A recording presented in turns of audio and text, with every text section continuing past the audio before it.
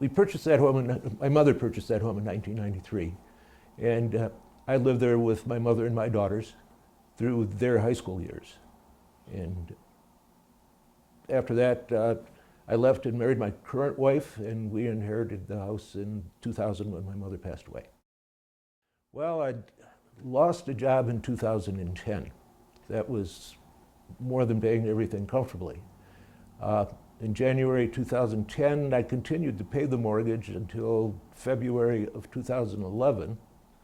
At that time, it became extremely difficult to come up with the finances. I'd already burned through all our savings and the money we had in reserve, had not been able to find a job.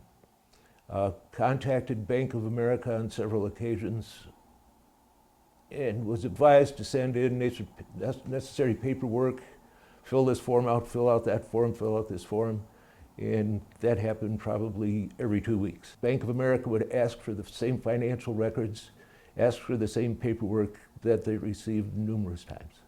And they just stonewalled us all the way through. Got stretched out again in January of 2012. We contacted them again, and it was the same process. Well, let's see if you'll qualify for a modification. Send us some more paperwork. And actually, countrywide, you know, is one of those situations you just get a letter in the mail saying your mortgage has been shipped to, okay? Now you start paying countrywide. That was several years after the initial loan.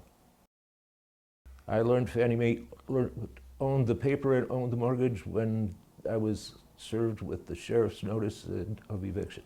Same way everybody finds out there's a paper taped to your front door.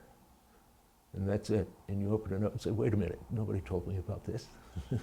It was paperwork from Trot and Trot here in the Detroit area, stating that all the particulars in the mortgage, that it was run through mirrors back in 2003, and that Fannie Mae was now holding the paper.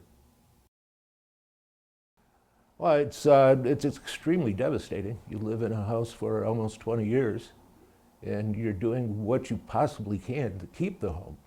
I mean, I can't see anybody saying, well, I've paid for this house for 15, 16 years. Oh, well, I guess I just have to walk away because the bank says so. No, you fight as hard as you can once you get your breath back. You know, I think he's somehow, somewhere along the line, he's got to get his act together and see what he's doing to the country. He's devastating everybody in this country. You know, how many people are losing their homes now? It just doesn't make any sense. It's just disgusting, to tell you the truth, that all of these multimillionaire guys on Wall Street continue to get their money in their golden parachutes, and us little guys have to find a comfortable refrigerator box to live in on Cass Avenue. I'll tell you, it's having been a disabled vet, I've dealt with the VA and the government on numerous occasions, and all of that just gets lost in the shuffle. I think it's very unfortunate that we have so many homeless veterans in this country right now, and I certainly don't want to become one of them. I would quite honestly tell anybody involved in a situation of foreclosure is find a good attorney knowledgeable in these proceedings and fight, because too many people are just rolling over saying, well, the banks are going to do this, the government's behind this, I can't do anything about it. That is absolutely incorrect. This is still, from the last I checked, the United States of America, and we have rights and we should be able to fight for them.